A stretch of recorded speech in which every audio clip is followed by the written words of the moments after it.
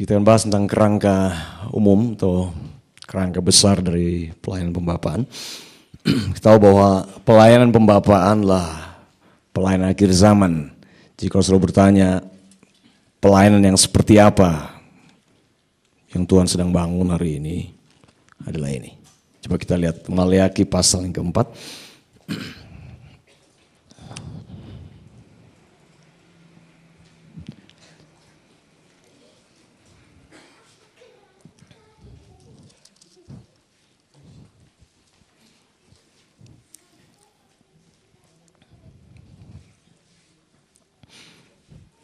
Sebuah ayat yang kita sudah sering pasti ini, khususnya dalam pelatihan-pelatihan yang sudah ikut pelatihan pelayan generasi.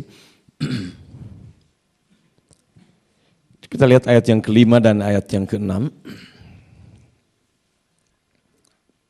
Maleakhi pasal yang keempat ayat 5 dan 6. Sesungguhnya aku akan mengutus Nabi Elia kepadamu menjelang datangnya hari Tuhan yang besar dan dahsyat itu. Maka ia akan membuat hati bapak-bapak berbalik kepada anak-anaknya dan hati anak-anak kepada bapak-bapaknya, supaya jangan aku datang memukul bumi sehingga musnah.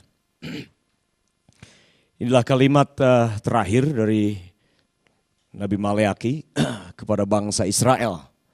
Karena setelah itu kemudian selama 400 tahun kita tahu bahwa Tuhan diam dan Tuhan tidak berbicara kepada bangsa itu.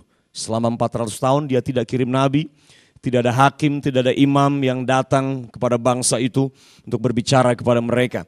Nah, pesan terakhir Nabi Maleakhi adalah sebuah pesan generasi yang kita lihat di sini. Ya, sebuah pesan generasi yang diumpamakan pesan generasi adalah generasi bapa dengan generasi anak. Generasi bapa dan generasi anak. Dan dia berkata di sini bahwa kutuk turun dalam sebuah kota, dalam sebuah bangsa, dalam sebuah komunitas itu dikarenakan rusaknya hubungan bapa dengan anak. Jadi yang iblis lakukan adalah ini sekarang ini hari-hari ini dia untuk merebut sebuah generasi, untuk merebut generasi berikutnya sederhana sekali. Dia tinggal rusak hubungan ayah dengan anaknya, maka dia bisa merebut generasi yang berikutnya. Kenapa demikian? Kenapa dia sangat concern sekali tentang hal ini? Kenapa pelayanan pembapaan menjadi pelayanan yang sangat crucial, pelayanan yang sangat penting sekali? Tentunya kita harus kembali melihat di sini tentang fungsi dari seorang bapa itu. Fungsi dari seorang bapa. Jadi iblis mengerti betul prinsip ini, dia mengerti betul bahwa ketika dia bisa merusak seorang pria, ketika dia bisa merusak hubungan seorang bapa dengan anaknya, sekali lagi, maka dia bisa merusak generasi berikutnya. Itu sebuah prinsip. Karena ketika Tuhan ciptakan manusia, dia ciptakan pertama cuma satu orang saja, yaitu Adam. Dan semua manusia, 6 miliar penduduk dunia, kira-kira yang ada di muka bumi sekarang ini, maka semuanya itu ada di dalam satu benih, yaitu benihnya Adam. Makanya kata bapa, atau lo masih berani pakai kata abah. Ya, kata abah. Itu mempunyai pengertian sumber. Itu arti kata bapa atau abah. Nah, orang Sunda itu sangat Ibrani sekali. Orang Sunda panggil bapa itu abah. Ya, abah. Jadi dalam bahasa Sunda abah itu artinya sumber, source and sustainer. Sumber dan pemelihara. Sumber. Jadi mata air, kalau dia mata airnya itu beracun, maka kemana saja air itu dia mengalir, pasti racunlah yang dialirkan. Jadi rusaklah sumbernya, maka dia bisa merusak seluruh aliran air itu, kemana saja dia mengalir. Makanya kita berkata begini, tidak bisa dalam satu mata air ada dua jenis yang keluar. Nggak mungkin mata air pahit yang mengalirkan air yang manis, yang sehat, yang tawar. Nggak bisa demikian.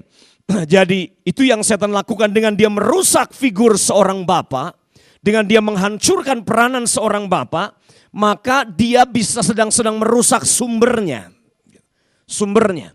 Jadi ketika Adam jatuh ke dalam dosa, karena Adam adalah father of human race.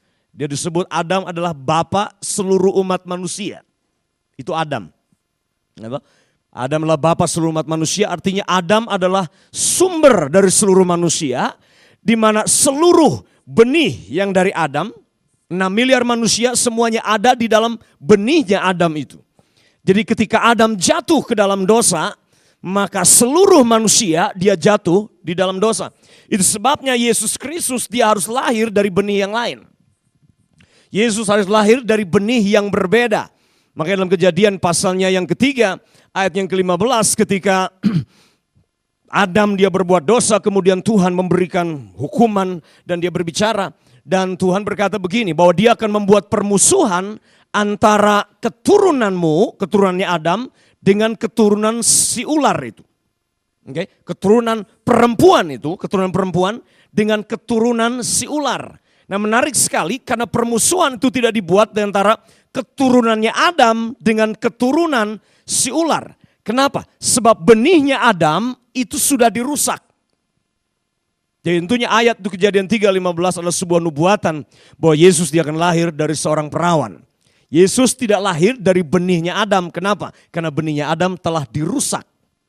Sudah dirusak. Nah kata-kata keturunan yang dipakai dalam bahasa ini dipakai kata seed. Benih. Kata benih dalam bahasa Ibrani di situ mempunyai pengertian kata yang lebih bagus lagi, yaitu kata sperma. Itu katanya yang dipakai di situ. Jadi kata keturunan atau kata seed, thy seed, that woman seed, benih perempuan atau keturunan perempuan itu yang akan menginjak kepala si ular itu. Ya, menginjak kepala si ular itu. Kata benih di situ dipakai kata sperma. Nah kita tahu bahwa perempuan tidak punya sperma. Nah darah yang ada di dalam janin yang dikandung oleh seorang wanita. Kita tahu itu ilmu medis memberitahu bahwa itu tidak datang dari si ibu. Tidak datang dari wanita. Tapi darah yang ada pada janin bayi dalam kandungan itu datang dari sperma bapaknya. Sperma suaminya. Sperma seorang pria. Nah dosa mengalir turun-temurun itu lewat benih laki-laki. Lewat sperma prinsip itu. Kenapa? Sebab dalam darah itu ada kehidupan. Jadi sama seperti dalam darah ada kehidupan, demikian juga kematian itu letaknya ada di dalam darah. Nah benih ilahi meninggalkan manusia. Benih, the seed itu tadi, sperma pria itu sudah dirusak. Atau darahnya pria itu sudah dirusak ketika dia jatuh dalam dosa. Nah karena Adam itu adalah sumber. Makanya Yesus, Adam kedua, dia tidak boleh lahir dari benihnya Adam yang pertama. Karena kalau Yesus lahir dari Adam yang pertama, lahir karena hubungan suami istri antara Maria dengan Yusuf. Maka benih yang Yesus kandung tidak akan berbeda dengan benih yang kita semua miliki. Berarti benihnya telah rusak. Telah cacat, darahnya sudah ada virus dosa, virus kematian dalam darahnya itu. Jadi ini sebuah prinsip tentang pembapaan. Kita harus paham ini bahwa sekali lagi bapa, abah itu artinya sumber, sumber. Jadi sumbernya rusak, maka seluruh yang mengalir dari sumber itu rusak. Ketika Adam berbuat dosa, karena Adam adalah sumber, he is the father of human race, dia bapa seluruh umat manusia, maka ketika Adam berbuat dosa, semua yang lahir dari benihnya Adam, itu lahir dalam keadaan dosa. Dia ada di dalam dosa itu. Kita semua telah dilahirkan dari benih yang baru. Benih yang baru yaitu benih Yesus Kristus. Yesus dia tidak memiliki benihnya Adam itu. Amin. Nah, dalam ayat ini dia memberitahu tentang sebuah pelayanan yang akan terjadi dan sedang terjadi sebelum Yesus datang kembali. Dikatakan dia mengutus Nabi Elia kepadamu sebelum datangnya hari Tuhan itu. Sebelum datangnya hari Tuhan dia kirimkan Nabi Elia atau pelayanannya Elia atau rohnya Elia ini. Nah kata Elia itu mempunyai dari akar kata dari dua kata. Dari pertama adalah Eliyahu. Eliyahu itu akar katanya. Yang mempunyai pengertian Eliyahu adalah ini. Jehovah is my father. Tuhan Yehova itu adalah Bapakku. Itu kata Elia. Atau Eliyahu. Jadi pelayanannya Elia jelas yang dia kirim sebelum Yesus datang kembali, ini adalah pelayanan pembapaan. Pelayanan pembapaan. Nah, kalimat berikutnya dia beritahu di situ bahwa kalau bapak-bapak tidak berbalik kepada anaknya, kalau anak tidak kembali kepada bapak dan bapak tidak kembali kepada anak, maka yang terjadi adalah ini, kutuk. Bumi ini dikutuk, bumi ini rusak, dikatakan di situ, oleh karena hubungan bapak dengan anak yang rusak dan putus. Nah, kalau ada sebuah pewahyuan yang terhebat dalam perjanjian baru tentang gambaran tentang Tuhan kita adalah ini. Gambaran Tuhan sebagai seorang bapa. Itu sebabnya setan akan habis-habisan menyerang figur seorang bapa ini. Dia akan menyerang figur seorang bapa habis-habisan. Karena ketika gambar seorang bapa rusak, maka akan sulit sekali untuk kita bisa mengenal figur Tuhan dengan benar. Itu sudah pasti. Pewahyuan yang terbesar yang dibawa dalam perjanjian baru adalah ini. Ketika Yesus dia mengajar berdoa. Dikatakan kalau kamu berdoa, katakan begini. Panggil dia Bapa. Bapa kami yang di surga. Abah kami yang di surga. Artinya sumber kami yang di surga. Kamu sedang berdoa kepada sumber. Bapakmu itu adalah sumbermu. Sumber supply, sumber kecukupan, sumber kasih karunia, sumber segala-galanya. Memiliki Bapa artinya kamu memiliki sumber itu. Yesus ketika dia mengajar menyembah, dia memperkenalkan penyembahan dalam sebuah dimensi yang sangat berbeda sekali. Karena esensi penyembahan dari perjanjian baru bukannya takut tetapi hubungan. Nah, kalau perjanjian lama dalam ibadah penyembahan, kata Yahweh, kata Yehova itu kata yang sangat jarang diucapkan dan sangat sakral sekali dan tidak boleh diucapkan sembarang orang. Itu sebabnya jangan menyebut nama Tuhan sembarangan. Itu dalam perjanjian lama, sangat jelas sekali. Jadi dalam perjanjian baru, Yesus dia memperkenalkan sebuah gambaran yang berbeda tentang Tuhan, tentang Yehova ini. Bahwa Tuhan dia adalah seorang Bapa. Dan Yesus datang untuk tujuan itu. Dia datang untuk menyatakan Bapa ke dalam dunia ini. Coba lihat Yohanes pasal yang pertama.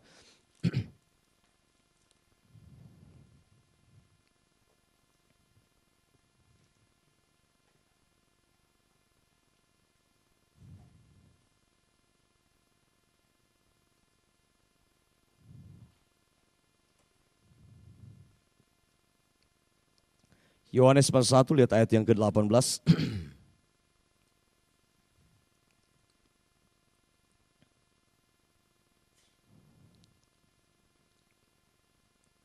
Ayat 18. Tidak seorang pun yang pernah melihat Allah, tetapi anak tunggal Allah yang ada di pangkuan Bapa, dialah yang menyatakannya. Jadi tidak ada seorang pun yang pernah melihat Tuhan. Enggak ada seorang pun. Tapi anak tunggal Bapa yang duduk di pangkuannya dialah yang menyatakannya. Jadi ini posisi Yesus the Son. Yesus sebagai seorang anak dia posisinya di pangkuan Bapa. Dia ada pada sumber itu. Karena dia satu dengan Bapa. Dan dikatakan dialah Yesuslah yang menyatakan Bapa kepada dunia ini. Pelayanan Yesus adalah ini. Menyatakan Tuhan itu sebagai Bapa. Artinya Tuhan itu sebagai sumber. Tuhan bukanlah pribadi yang tak terhampiri, pribadi yang sangat-sangat kejam sekali seperti gambaran dalam perjanjian lama. Tapi gambaran Tuhan kata Yesus dibuat sedemikian rupa. Dia seorang Bapa. Dia Bapa. Yang artinya secara sederhana sekali lagi, dia adalah sumber. Dia adalah sumber. Jadi pelayanan hari-hari terakhir adalah pelayanan Bapa kembali kepada anak-anaknya. Nah, apa yang terjadi saudara? Kalau hubungan Bapa putus dengan anak, berarti anak itu putus dengan sumbernya. Nah, fungsi dari seorang Bapa, yang pertama, fungsi dari seorang Bapa. Fungsi dari seorang Bapa yang pertama adalah dia menyatakan kasih yang tanpa syarat. Dia menyatakan kasih yang tanpa syarat. Itu adalah fungsi Bapa yang pertama. Menyatakan kasih yang tanpa syarat. Anak saya, dia menjadi anak saya bukan karena dia berbuat baik. Tapi karena dia darah daging saya. Dia lahir dari benihnya saya. Dia menjadi anak bukan karena dia taat kepada saya. Tidak, dia tidak berbuat apa-apa untuk disebut sebagai anak. Tidak, dia juga tidak berbuat apa-apa untuk bisa menyebut saya sebagai bapa. Saya menjadi bapa bagi dia menjadi anak bagi saya karena kelahiran. Nah, kita menjadi anak Allah oleh karena kasih Bapa yang tanpa syarat. Itu sebabnya dikatakan dalam Yohanes, lihatlah betapa besarnya kasih yang dinyatakan kepada kita sehingga kita disebut sebagai anak-anak Allah. Kasih yang tanpa syarat, ada banyak sekali anak yang menderita karena mereka hidup dengan kasih yang bersyarat.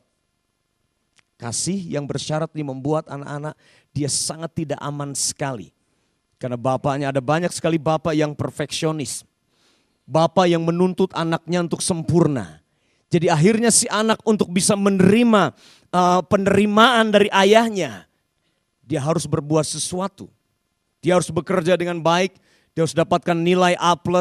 Dia harus selalu menyenangkan bapaknya dalam seluruh tindakannya dia. Supaya dia bisa diterima, supaya bisa feel accepted. Supaya dia bisa merasa nyaman. Nah, ada banyak anak-anak akhirnya karena dia begitu takutnya ditolak oleh bapaknya. Sehingga akhirnya seringkali ada banyak anak yang berbohong. Dia berdusta tentang banyak hal. Jadi dia menutup dirinya, menutup kehidupan di luar rumahnya itu sedemikian rupa. Cuman untuk dia bisa menyenangkan bapaknya. Supaya bapaknya puas, bapaknya senang. Karena kalau dia tahu anaknya semua baik-baik, dapat nilai yang baik. Dia tidak nakal di luar. Jika ditanya bagaimana pekerjaanmu, baik semuanya. Bagaimana pergaulan kamu, baik semuanya. Nilaimu gimana, sekolahmu, semuanya baik. Dia selalu berkata baik cuma untuk satu tujuan. Karena kalau dia mengatakan yang sebenarnya, dia takut ditolak. Dia takut ditolak. Ada banyak anak-anak yang menderita. Nah, akhirnya ketika dia jadi Kristen percaya kepada Tuhan. Sudah tahu itu terbawa. Mentalitas itu terbawa ketika dia berhubungan dengan Tuhan. Akhirnya dia sulit sekali untuk menerima anugerah. Sulit sekali untuk menerima keselamatan yang gratis. Sulit sekali untuk menerima kasih karunia itu. Tidak mudah buat orang seperti itu. Nah, ada banyak orang yang perlu disembuhkan. Karena punya pengalaman dengan seorang bapa yang seperti ini. Bapa yang kasihnya bersyarat itu. Makanya ketika seorang anak kehilangan bapak, maka yang hilang dari dia yang pertama adalah ini, sense of security. Dia kehilangan rasa aman. Dia kehilangan rasa aman. Dia kehilangan jati diri. Jati dirinya hilang ketika dia kehilangan seorang bapak, putus hubungannya dengan bapak, maka gambar dirinya dia rusak. Dia punya low self esteem, dia punya gambar diri yang sangat rendah diri, minder. Itu akan menjadi konsekuensi dari putusnya hubungan seorang bapak dengan anak. Dan akhirnya ketika dia berhubungan dengan Tuhan, dia akan sulit. Sulit sekali mengalami breakthrough dalam hubungannya dengan Tuhan. Dalam penyembahan, dalam doa, dalam melayani. Karena dia punya figur itu, figur yang salah tentang Tuhan akhirnya. Nah, saya dibesarkan dalam keluarga yang seperti itu. Bahkan basically saya tidak kenal ayah saya. Karena ayah saya sudah meninggalkan ibu saya dan meninggalkan saya ketika saya lahir usia 50 hari. Jadi basically saya tidak punya figur seorang bapak. Saya tidak kenal ayah saya. Sampai ketika saya bertobat usia 14 tahun, saya mulai cari ayah saya di mana. Nah, sampai hari itu saudara, sampai saya usia 14 tahun, gambaran tentang ayah yang saya dapatkan adalah apa yang ibu saya ceritakan kepada saya. Bagaimana ayah saya dia tidak bertanggung jawab. Bagaimana ayah saya dia sering pukulin ibu saya. Bagaimana ayah saya dia tinggalkan saya dan kemudian meninggalkan kami semuanya. Nah, perceraian terjadi ketika saya usia 50 hari, saya anak kembar, saudara. Saya 3 bersaudara. Kembar keduanya laki-laki. Jadi ketika yang kembar lahir usia 50 hari, kemudian ribut besar ayah ibu saya. Karena ayah saya punya, dari kakek saya di Jakarta, dia punya pabrik batik di sana. Ketika kakek saya meninggal, dari ayah saya kemudian gak bisa melanjutkan anak-anak termasuk ayah saya. Dan ayah saya 5 bersaudara kemudian jual semuanya, pabrik dengan seluruh rumah dan seluruh warisannya itu kemudian dibagi-bagi 5 bersaudara, ayah saya. Kemudian penyebabnya adalah itu. Jadi ketika ibu saya dia ingin pakai uang itu untuk dagang karena dia tahu ayah saya nggak bisa kerja. Ayah saya nggak mau, dia marah. Dia punya kebiasaan suka main perempuan, suka berjudi, itu ayah saya. Hobinya seperti itu. Jadi itu yang menyebabkan pemicu perceraian. Jadi akhirnya bercerai dan saya tinggal dengan kakek nenek saya. Jadi dari kecil gambaran tentang seorang ayah yang saya miliki adalah ayah yang suka berjudi. Ayah yang tidak bertanggung jawab. Ayah yang sangat kasar sekali. Ayah yang suka main pukul. Ayah yang ringan tangan. Itu ayah gambaran seorang ayah yang saya miliki sejak dari kecil. Sejak dari kecil. Jadi ketika saya usia 14 tahun, saya bertobat terima Tuhan Yesus. Ketika saya ketemu dengan ayah saya dan saya mulai telusuri, saya cari di mana ayah saya tinggal. Setelah perceraian itu gak pernah ketemu. Saya mulai tanya-tanya dari saudara-saudara. Ketika akhirnya saya ketemu, saya lihat dia ayah saya. Dan peperangan terjadi dalam batin saya pada waktu itu. Peperangan yang hebat terjadi karena semua yang ibu saya pernah ceritakan tentang ayah saya mulai muncul semuanya ke permukaan. Muncul semuanya. Ceritakan ini ayah kamu ini tidak bertanggung jawab. Ayah kamu ini kasar, dia suka pukul ibu. Dan terus diceritakan semua kejelekan tentang ayah saya. Jadi ketika saya lihat kebencian mulai muncul sedemikian rupa ketika itu. Ketika saya lihat itu. Terjadi peperangan dalam diri saya pada waktu itu. Tapi kemudian sampai akhirnya saya memenangkan peperangan itu. Saya peluk ayah saya dan saya bilang, saya mencintai kamu. Dan saya mengampuni kamu. Dan ketika saya lakukan itu, saya melihat ada sebuah tembok yang roboh pada waktu itu. Ada sebuah benteng yang roboh pada waktu itu. Dan sejak saat itu, hubungan saya dengan Tuhan mengalami breakthrough. Ada sebuah terobosan yang baru dalam hubungan saya dengan Tuhan. Gambar diri saya dipulihkan pada waktu itu. Keyakinan tentang diri saya mulai muncul. Keberanian mulai muncul. Saudara, Tuhan pulihkan secara total kehidupan saya pada waktu itu. Dan Tuhan terus pimpin dari mujizat demi mujizat sampai hari ini. Ya.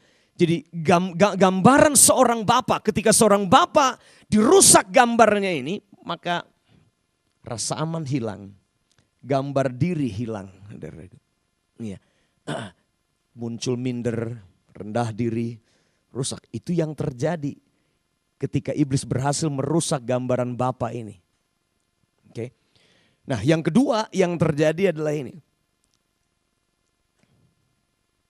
Ketika figur seorang Bapa dirusak, ketika gambaran seorang Bapa dirusak, maka yang kedua adalah ini yang hilang. Anak akan kehilangan destiny-nya dia. Dia akan kehilangan destiny-nya dia. Maka muncullah sebuah generasi yang disebut generasi yang tidak punya tujuan. Generasi yang tidak punya arah. Karena itu fungsi Bapak. Bapak mempunyai fungsi menggali potensi anaknya, kemudian mengarahkan anak tersebut dalam destiny-nya dia. Fungsi Bapak bukan mengendalikan. Fungsi Bapak bukan mengatur dan mendikte apa yang anak harus dikerjakan sesuai dengan keinginan Bapaknya. Fungsi Bapak adalah ini, dia melihat potensi anaknya itu, kemudian dia menggali, melatih, mempertajam fungsi anaknya itu, potensi anaknya itu, kemudian dia melepaskan anaknya untuk berfungsi. Jadi apa yang terjadi ketika seorang anak dia kehilangan Bapak? Apa yang terjadi ketika hubungan anak dengan Bapak dirusak? Maka muncul sebuah generasi sekali lagi yang tidak punya tujuan. Dan salah satu sumber konflik dalam hidup manusia adalah ini, mengenai tujuan hidup. Tidak mengetahui tujuan hidup adalah salah satu sumber konflik dalam hidup manusia. Konflik batin yang tidak berkesudahan ketika kita tidak tahu untuk apa kita ada di sini. Karena ini hal yang sangat-sangat mendasar sekali. Tujuan hidup. Tujuan hidup. Jadi ada basic principle of life. Iya, ada basic principle of life dalam hidup ini yang kita harus pahami. Dan yang pertama adalah ini, basic principle of life yang kita harus pahami. Yang pertama adalah ini, that the God is the God of purpose. Tuhan adalah Tuhan yang punya tujuan. Ya kan? Tuhan ciptakan kita punya tujuan. Dia punya maksud yang spesifik sekali. Dia punya maksud tujuan yang sangat terperinci detail buat setiap hidup kita. Dan setiap kita berbeda tujuannya satu dengan yang lain. Karena kita semua unik, diciptakan berbeda satu dengan yang lainnya. Tuhan adalah Tuhan yang punya tujuan. Punya tujuan. Dia bukan Tuhan yang iseng menciptakan kita. Enggak. Yang kedua, basic principle of life adalah ini. Yang kedua, everything in life has a purpose.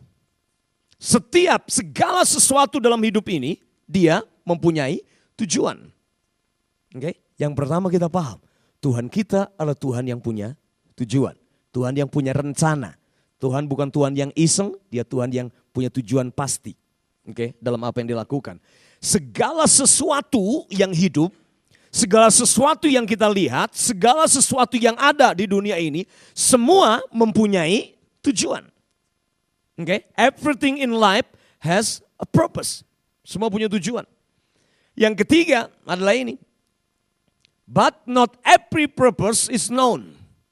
Tetapi tidak setiap tujuan itu diketahui apa tujuannya. Tidak setiap tujuan diketahui. Ada banyak orang yang tidak mengetahui tujuan. Satunya adalah ini. Nah, apa yang terjadi ketika saudara tidak mengetahui tujuan hidup saudara? Apa yang terjadi ketika saudara tidak mengetahui rencana Tuhan? Kenapa saya ada di sini? Maka yang keempat yang terjadi adalah ini. When purpose is not known, abuse is inevitable. Ketika saudara tujuan itu tidak diketemukan, engkau tidak menemukan tujuanmu, maka abuse, penyalahgunaan itu pasti terjadi. Pasti terjadi. Penyalahgunaan tujuan terjadi. Amin. Nah, Tuhan ciptakan kita dengan tujuan yang sangat jelas. Alkitab sudah beritahu kita diciptakan untuk kehendaknya. Wahyu pasal yang keempat, we are created for His pleasure. Kita diciptakan untuk menyenangkan Tuhan. Kita diciptakan untuk bersekutu dengan Tuhan. Untuk itu tujuan tertinggi kenapa Tuhan menciptakan kita. Nah, kalau orang tidak menemukan tujuan ini dan orang tidak tahu tujuan ini, maka yang kedua yang terjadi adalah ini. Iblis dia akan datang dan kemudian memberikan tujuannya kepada kita. Karena perhatikan ada dua kerajaan yang sedang bergerak sekarang ini. Dan dua kerajaan ini sama-sama sedang berlomba ingin menjadi bapa buat manusia. Tuhan dia adalah bapa, iblis juga meniru. Iblis disebut sebagai bapa pembohong. He is the father of lie. Iblis adalah bapa pendusta. Gitu. Ya, jadi semua kebohongan sumbernya datang dari iblis. Sebab iblis adalah bapa dari segala pendusta. Jadi guess what? Ketika manusia tidak mengetahui tujuan hidupnya, ketika gagal untuk mengerti kenapa kita ada di sini dan apa tujuan Tuhan dalam hidup kita, maka yang terjadi adalah ini. Iblis mulai masuk dengan kebohongannya dan memberitahu tujuan palsunya dia buat kehidupan kita. Terjadi penyerongan-penyerongan dan penyalahgunaan tujuan hidup dalam hidup kita. So when purpose is not known, abuse is inevitable. Itu sudah pasti terjadi seperti itu. Nah, berikutnya adalah ini. Basic principle of life yang kelima adalah ini. If you want to know the things, don't ask the things. Kalau ingin tahu tujuan sesuatu, jangan tanya hal tersebut. Kalau saya ingin tahu tujuan kenapa mikrofon ini ada, saya tidak bisa bertanya kepada mikrofon. Saya harus tanya kepada pencipta mikrofon ini. Halo? Kalau saya ingin tahu kenapa saya ada di sini, apa tujuan hidup saya tidak bisa bertanya kepada diri saya. Oke? Nah, prinsip yang berikutnya adalah ini. If you want to know the thing, ask the maker or the creator of the things. Kalau engkau ingin tahu tujuan, kenapa kamu ada? Tanyalah penciptamu. Tanyalah dia yang menjadikanmu. Basic principle yang ketujuh adalah ini. Kepuasan dalam hidup kamu akan temukan ketika engkau sedang mengerjakan tujuan mengapa engkau diciptakan. Enggak ada kepuasan yang lain dalam hidup. Selain kau tahu, engkau sedang mengerjakan tujuan hidupmu mengapa engkau ada di sini. That is the greatest fulfillment in life. Itu adalah sebuah kepuasan, kebahagiaan tertinggi dalam kehidupan ini. Ketika engkau tahu, engkau sedang ada dalam pusat kehendak Allah, engkau sedang mengerjakan rencana Tuhan, engkau sedang ada dalam tujuan yang Tuhan inginkan bagi hidupmu. Enggak ada kepuasan yang lebih besar dibandingkan itu. Amin, saudaraku. Ya, jadi itu yang terjadi. Ketika tidak ada Bapa, yang kedua yang terjadi adalah ini, loss of destiny. Tidak ada destiny, kehilangan destiny itu. Jadi yang pertama tadi, ketika tidak ada Bapa, apa yang hilang pertama? Sense of security. Rasa aman hilang. Rasa aman. Kita akhirnya jadi punya mental tertolak. Kita takut ditolak. Nah untuk kita supaya nggak ditolak akhirnya kita berbohong. Akhirnya orang mencari penerimaan dan akhirnya orang cari kepada kasih yang salah. Gitu. Mencari bentuk-bentuk yang lain supaya bisa diterima. Jadi itu sebabnya orang-orang yang memberontak, orang-orang yang lari ke drug, orang-orang yang lari ke free sex, orang-orang yang lari kepada semua pergaulan-pergaulan bebas hari-hari ini, itu sederhana sekali. Mereka sedang mencari pengakuan dan mereka sedang mencari penerimaan. Itu yang mereka lakukan. Itu sebabnya ada yang berkata begini bahwa orang yang radikal, pemberontak-pemberontak, itu basically pemberontak yang sederhana. Pemberontak adalah radical without father. Pemberontak itu adalah orang-orang yang radikal, cuman tidak punya bapak. Tanpa ada Bapa yang menyatakan kasih yang tanpa syarat kepadanya. Itu yang menyebabkan banyak orang tidak stabil emosinya. Perasaannya tidak stabil, emosionalnya dia tidak stabil. Karena ini. Karena dia tidak punya Bapa. Karena Bapa memberikan stabilitas emosional kepada anaknya. Itu salah satu fungsinya. Oke. Kehilangan destiny. Ketika tidak ada Bapa, maka destiny hilang, tujuan. Dan itu adalah basic principle of life. Kalau orang tidak mengerti tujuan hidupnya, hancur. Maka iblis akan datang memberikan tujuan hidup yang palsu kepada dia. Jadi important, penting sekali. Bapa. Dan yang ketiga yang terjadi adalah ini. Ketika Bapa tidak ada, hubungan anak dengan Bapa dirusak, maka yang ketiga yang terjadi adalah ini. Anak akan kehilangan jati dirinya. Anak akan kehilangan identitas dirinya dia. Jangan kehilangan identity. Karena identitas anak adalah identitas bapaknya. Kita sering mendengar like a son, like father, like a son. Seperti bapak, seperti anak. Identitas anak ada pada bapaknya. Jadi ketika seorang anak dia tidak punya bapak, dia kehilangan bapak, maka dia kehilangan jati diri, kehilangan identitas diri, kehilangan sense of significance of himself. Dia kehilangan rasa berharga dirinya karena dia tidak mengerti siapa dirinya. Nanti akan ada kelas sonship, ada kelas keputraan di situ. Tentang bagaimana prosesnya seorang anak bisa menjadi seorang putra. Putra Allah yang dewasa. 3 hal ini yang terjadi, saudara, ketika seorang anak kehilangan bapa. Jadi fungsi bapa yang pertama memberikan sense of security. Yang kedua memberikan direct destiny anak-anaknya. Membawa anak-anak pada destiny tujuan hidupnya. Dan yang ketiga fungsi bapa yang ketiga adalah ini. Bapa punya fungsi memberikan identitas, sense of significance, rasa berharga, rasa mempunyai harga diri dalam kehidupannya dia. Jadi a father is a destiny. Oke. Okay? Nah, lihat lagi dalam Lukas pasal yang pertama. Saya sudah lihat Lukas pasal yang pertama.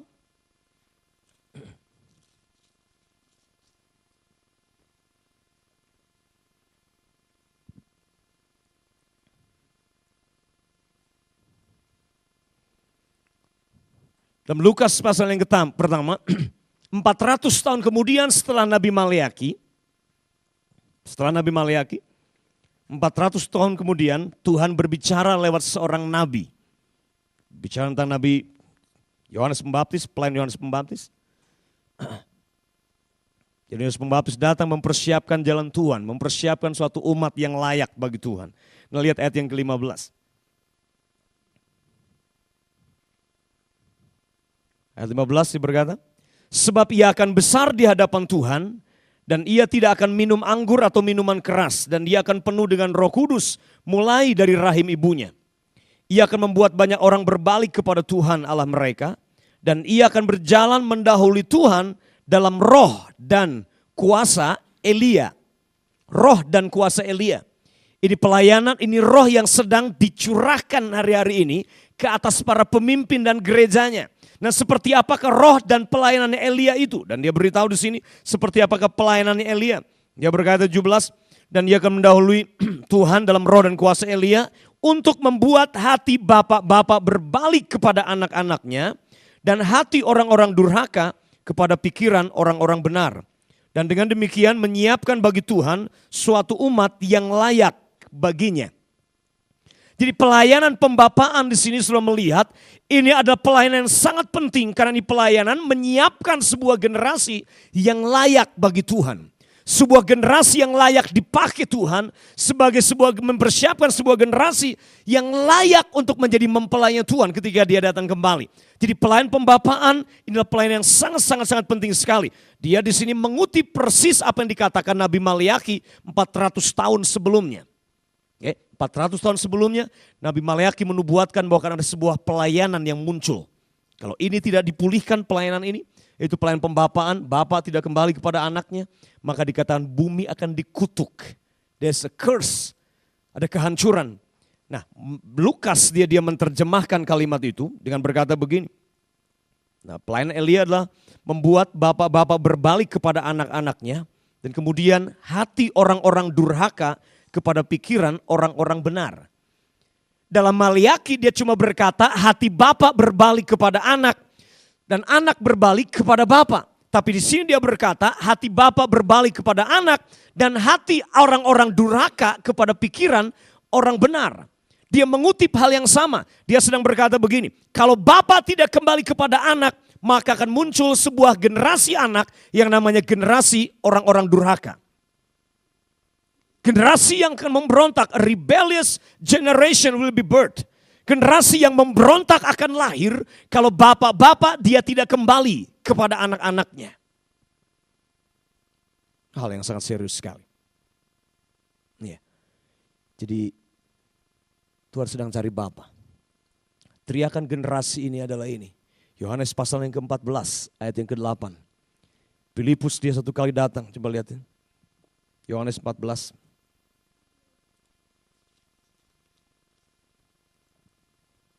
Yohanes 14 ayat yang ke-8.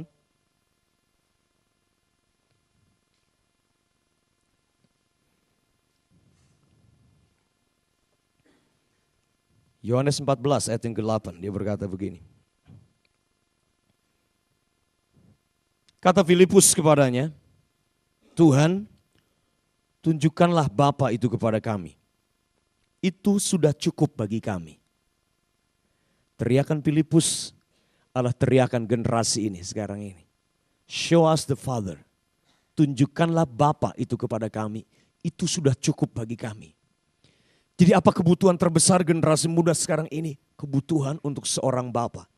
Apa kebutuhan bangsa sekarang ini? Kebutuhan bangsa terbesar adalah munculnya Bapak-Bapak hari ini. Nah, gereja Tuhan dipanggil untuk menjadi Bapa. Siapakah yang bertanggung jawab untuk menyatakan Bapa bagi kota, bagi bangsa, bagi orang-orang berdosa di luar sana? Gereja punya tanggung jawab itu. Ketika Tuhan panggil Abraham, salah satu destininya Abraham adalah ini. Tuhan berkata, Abraham, aku menetapkan kamu untuk menjadi Bapa, a father of many nations. Bangsa ini adalah bangsa yang telah dirusak dan dikecewakan oleh orang yang menebut dirinya Bapa selama ini. Mulai dari pendiri bangsa kita, Bapak Karno, Bapak Soekarno, Presiden pertama Indonesia, Bapak Proklamasi. Dan bergeser ke era Pak Harto, dia sempat mendapat gelar Bapak Pembangunan atas bangsa kita. Tapi kemudian generasi bangsa ini kecewa oleh Bapak ini. Karena selama 30 tahun suara generasi ini tidak diakomodasi.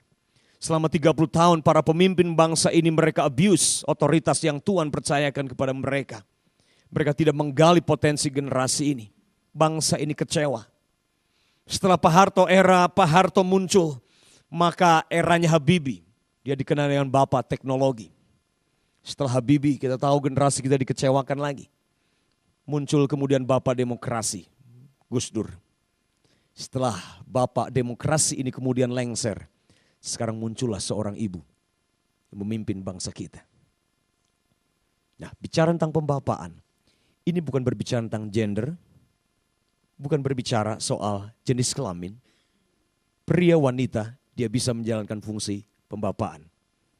Karena kita melihat dalam Maliaki pasal yang keempat, kalau kita perhatikan tentang Elia, ketika zamannya Elia, sudah tahu siapa musuh terbesar?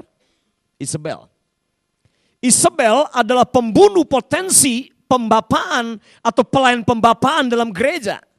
Fungsi bapak dari gereja dalam sebuah kota dirusak oleh roh ini, namanya roh Isabel. Roh Isabel. Jadi Isabel ini dia merusak fungsi suami sebagai kepala dalam rumah tangga.